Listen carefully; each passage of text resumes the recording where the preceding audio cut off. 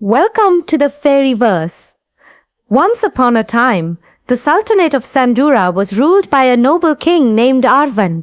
The king's queen Alara was a kind-hearted woman who always stood beside her husband in the affairs of the kingdom.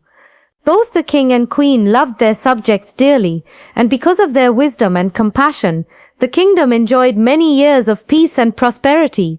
However, a shadow of sorrow lingered over the magnificent palace.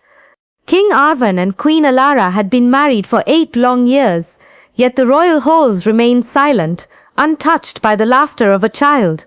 While this silence saddened the entire kingdom, it was a source of secret happiness for the king's widowed sister, Serena. Serena's husband had perished in a great war, and she had only one son, Darius. Deep in her heart, she dreamed of seeing Darius inherit the throne of Sandura one day. To ease her sorrow, Queen Alara often visited nearby shrines and sacred places, praying for a blessing from the Almighty. Day after day, she shed tears and begged for a child. One evening, as Queen Alara was returning from a place of worship in her royal carriage, she noticed an old man sitting beside the road beneath the scorching sun.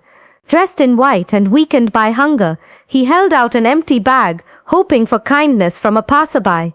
The queen's gentle heart was moved. She immediately ordered the carriage to stop and approached the old man. "Who are you, kind sir?" she asked softly. "Why are you sitting here in such terrible heat?" The old man raised his weary eyes and replied in a weak voice, "My queen, I have not eaten for 3 days. If it pleases you, grant this humble traveler a little food." Without hesitation, Queen Alara invited him into her carriage and brought him to the palace. She instructed the royal chef to prepare a magnificent feast. Soon the royal dining hall was adorned with 7 exquisite dishes. The old traveler, whose name was Eldrin, ate gratefully. When he had finished, he stood up slowly, raised his hands toward the heavens, and offered a heartfelt blessing. "O merciful queen," he said, "may the heavens bless your palace. For the next 6 years may your courtyard bloom with 6 precious flowers." Queen Alara thanked the old man, and Eldrin departed, leaving behind only his blessing. Months passed, and the blessing came true. Queen Alara gave birth to a beautiful daughter. The palace erupted with joy, and the child was named Princess Lyra, but Serena could not bear the celebration. She knew that with the birth of Princess Lyra, the true heir to the throne had arrived. Her dream of placing Darius upon the throne was slipping away. Consumed by jealousy, Serena began plotting against the innocent child. One stormy night, while the palace slept peacefully, Serena secretly bribed one of the royal guards. "Do this one thing for me," she whispered, "and neither you nor your family will ever know hunger again." Tempted by greed, the guard silently entered the nursery, lifted the sleeping princess from her cradle, and disappeared into the darkness. Far beyond the palace walls, he abandoned the child in a strawberry field owned by a humble farmer named Rowan. The following morning, Queen Alara walked to the nursery as she always did, but when she looked into the cradle, her heart stopped. Princess Lyra was gone. The queen collapsed to the floor in despair. Her cries echoed through the palace halls. Hearing her screams, King Arvan rushed to her side. When he saw the empty cradle, horror filled his eyes. Immediately, he summoned his royal army and ordered them to search every corner of Sandura. The entire kingdom was thrown into chaos. Meanwhile, in the nearby village, Farmer Rowan stepped into his strawberry fields just as the morning breeze swept across the land. Among the bright red berries, he noticed a piece of velvet cloth. Curious, he approached and froze in astonishment. Wrapped within the velvet lay a beautiful baby girl, her face glowing like the first light of dawn. Rowan carefully lifted the child into his arms and hurried home. His wife Mira had long dreamed of becoming a mother. The moment she saw the baby, tears filled her eyes. "She is a gift from the heavens," Mira whispered. The childless couple decided to raise the little girl as their own, never knowing that she was the lost princess of Sandura. Despite searching throughout the kingdom, King Arvan's soldiers found no trace of Princess Lyra.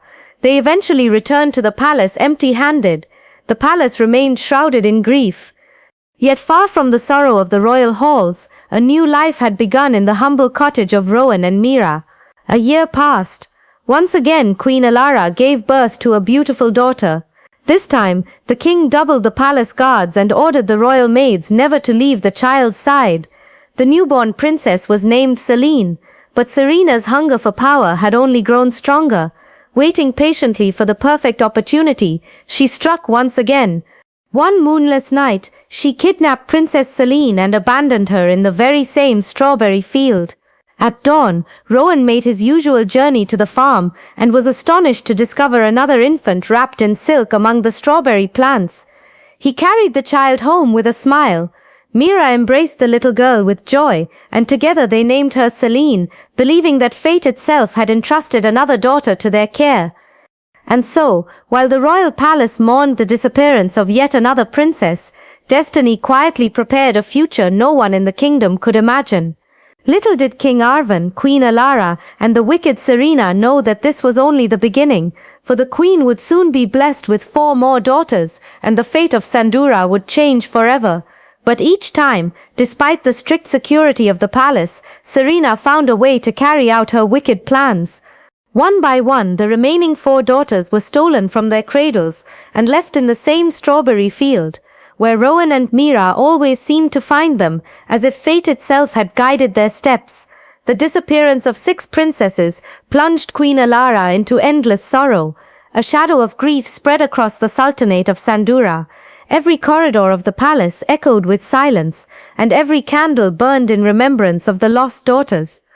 Meanwhile, 6 springs had blossomed in the humble home of Rowan and Mira. Over the years, the couple noticed something peculiar. Each of the girls had been found wearing a precious necklace around her neck. Though they were initially frightened by this mystery, they eventually accepted it as a blessing from the heavens. Time passed swiftly. The 6 little girls grew into graceful young women. Though they had been raised in a farmer's cottage, there was something undeniably royal about them. Their beauty, elegance, and talents seemed beyond those of ordinary people. The eldest, Princess Lyra, was wise and responsible. She helped Mira with every household task and cared deeply for her sisters. The second, Princess Celine, was cheerful and playful. She spent her days in the strawberry fields beside Rowan. "Oh, Father Rowan," she laughed one afternoon, "you work too hard. Even I am tired just watching you." The third sister, Princess Aria, possessed a voice sweeter than the morning breeze. Whenever she sang, birds gathered around the cottage as if enchanted by her melodies. The fourth, Princess Elawan, had a remarkable talent for designing beautiful garments. With only a needle and cloth, she could create dresses fit for queens. The fifth, Princess Naira, was a master of embroidery and loved crafting intricate patterns that no one had ever seen before. And the youngest, Princess Vesper, adored cooking delicious meals and creating exquisite jewelry from shells, stones, and silver threads. Yet, while the sisters flourished, time showed no mercy to Rowan. Years of labor beneath the scorching sun had weakened him. His hands trembled, and his back had grown bent with age. Seeing his condition, the 6 sisters gathered around him. "Father Rowan," said Lyra firmly, "you have carried this family on your shoulders for many years. It is now our turn." "From today onward," Celine added with a smile, "you will rest, but I cannot allow my daughters to work while I sit idle," Rowan protested. "The decision has been made," Lyra replied gently. "You have earned your rest." Rowan looked into his eldest daughter's eyes and smiled, as if he had always known that great courage lived within her. From that day onward, the 6 sisters took charge of the strawberry fields. One afternoon, while they worked beneath the golden sun, an old voice called from the edge of the field, "Will someone show kindness to a weary traveler and offer him a drink?" Hearing the plea, Lyra prepared a glass of cold sherbet and carried it to the old man. "Please drink this," she said warmly. "It will ease your weariness." The old traveler gratefully accepted the sherbet. As he drank, his eyes wandered toward the other 5 sisters working among the strawberry plants. At once he understood. These were none other than the lost princesses of Sandura. As Lyra turned to leave, the old man called after her. "Wait, child." She stopped and looked back in surprise. Suddenly, a brilliant light surrounded the old man. Before her eyes, he transformed into a magnificent fairy, clothed in garments woven from moonlight. "I am not a traveler," the fairy said with a gentle smile. "My name is Eldrin. I walk the world in disguise, testing the kindness of noble hearts." The fairy reached into a glowing satchel and withdrew a small wooden palace, no larger than 2 hands placed together. "Take this," Eldrin said. "Its purpose will reveal itself when the time is right." Before Lyra could ask another question, the fairy disappeared into the wind. Still astonished, Lyra returned to her sisters and told them everything. The 6 gathered around the tiny wooden palace. "It is beautiful," whispered Celine. "But what use is a wooden palace to farmers?" Lyra asked. "Perhaps it hides a secret," said Eloin. "Or perhaps it is magical," exclaimed Vesper excitedly. Carrying the mysterious gift home, they carefully placed it upon a wooden table in the center of their cottage. That night, after a long day of work, the sisters retired to their rooms, yet none of them could sleep. Unable to contain her curiosity, Vesper quietly approached the table and picked up the wooden palace. The moment her fingers touched it, the palace began to glow. Its tiny windows illuminated with golden light, growing brighter and brighter until the entire room shimmered. The other sisters rushed toward her in astonishment. Then, without warning, a whirlpool of light burst forth from the palace, surrounding all 6 sisters. In an instant, they were pulled inside. When the light finally faded, the sisters found themselves lying atop one another upon soft grass. They slowly stood up and gasped. Before them stretched a world unlike anything they had ever imagined. Trees of silver reached toward the sky, their leaves glowing like moonlight. Rivers sparkled like liquid crystal, and the pathways were paved not with stone but with pearls. "It is beautiful," whispered Arya. Together, they walked deeper into the enchanted realm. Curious, Celine reached toward the branch of a shining silver tree and gently snapped it. To their astonishment, a tiny fairy emerged from the branch in a shower of glittering light. "Princesses," she asked sweetly, "why have you awakened me from my slumber?" "We are not princesses," Lyra replied politely. "We are merely the daughters of farmers." The fairy smiled knowingly. "My name is Gilna," she said, "and time has a way of revealing truths long forgotten." Seeing that the sisters were exhausted and hungry, Gilna clapped her tiny hands. Immediately, a magnificent feast appeared before them. Golden fruits, sweet pastries, crystal goblets, and dishes unlike anything they had ever seen. "Eat, princesses of Sandura," Gilna said softly, "for your journey has only just begun." The 6 sisters thanked Fairy Gilna for her kindness and continued their journey through the enchanted realm. Soon, they arrived at the shores of the river Nydia, whose crystal waters reflected the stars even in daylight. Waiting beside the river was a magnificent silver boat. As soon as the sisters stepped aboard, it began to glide silently across the water, carrying them to another part of the magical palace. What they saw there left them speechless. From the branches of towering trees hung strands of priceless silk and shimmering golden thread. Nearby flowed a canal filled not with water, but with luminous pearls of every size and color. The sisters quickly realized that these gifts could change their lives and help Father Rowan live in comfort. Celine and Elawan carefully gathered the finest golden threads. Arya and Lyra collected sparkling pearls from the Pearl Canal. Naira and Vesper began weaving the magical silk into fabrics unlike anything ever seen in Sandura. Working together through the night, the sisters created wonders.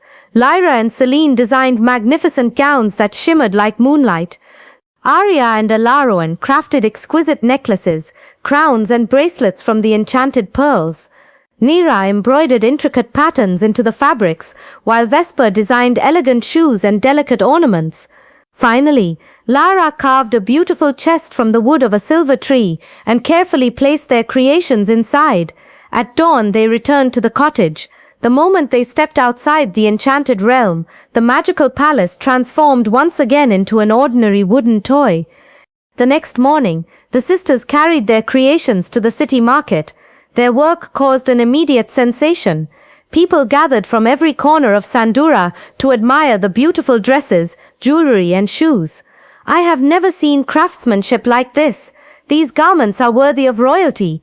Who are these remarkable young women?" By sunset, every single item had been sold. From that day onward, Rowan never again worried about providing for his family. a new routine began. Every evening, the sisters would enter the magical palace, and every morning, they would sell their enchanted creations in the marketplace. Before long, their fame spread throughout the kingdom. Eventually, word of their extraordinary talents reached Queen Alara herself. Intrigued, the queen summoned her royal coachman. "Find these young women," she instructed, "and invite them to the palace. I wish to meet the artisans who have captured the heart of Sandura." The royal carriage soon arrived at Rowan and Mira's cottage. Filled with pride, Rowan and Mira watched as their daughters prepared their finest creations and departed for the palace. When the 6 sisters entered the royal court, Queen Alara was immediately captivated. There was something strangely familiar about them, their eyes, their smiles, even the way they carried themselves. As the sisters presented their handcrafted gowns and jewelry, the queen's eyes filled with tears. Without understanding why, she embraced each of them warmly. "You must remain in the palace tonight," Queen Alara declared. "Your company has brought me a happiness I have not felt in many years." That evening, while the palace slept beneath the moonlight, the 6 sisters wandered through the royal gardens. From an upper window, Serena happened to see them. At first, she merely watched in curiosity. Then her eyes fell upon the necklaces around their necks. Her blood ran cold. Those necklaces, she recognized them instantly. They were the very same royal necklaces that had adorned the 6 princesses she had stolen so many years ago. Serena staggered backward in horror. "It cannot be," she whispered. "They're alive." Panic consumed her. "If King Arvan discovers the truth, I am finished." Desperate, she devised one final plan. She ordered her most trusted servant to prepare 6 glasses of sherbet and secretly mix a sleeping potion into each one. The innocent sisters accepted the drinks without suspicion. Within moments, they fell into a deep sleep. Under the cover of darkness, Serena had them secretly carried away and imprisoned within the dungeons of the abandoned old fortress beyond the city walls. The following morning, when the sisters could not be found, the palace erupted into chaos. King Arvan ordered every soldier in Sandura to search the kingdom, yet no trace of the girls could be found. Meanwhile, deep within the cold prison, the sisters sat in despair. Days passed, food grew scarce, and hope slowly began to fade. Then one evening, Arya began to sing. Her voice drifted through the prison window like a melody carried by the wind. Drawn by her song, a small white bird landed upon the stone ledge. Seeing an opportunity, Naira took out the sewing kit she always carried and embroidered a message for help onto a handkerchief. She tied the cloth to the bird's leg and whispered, "Please, take this to the king."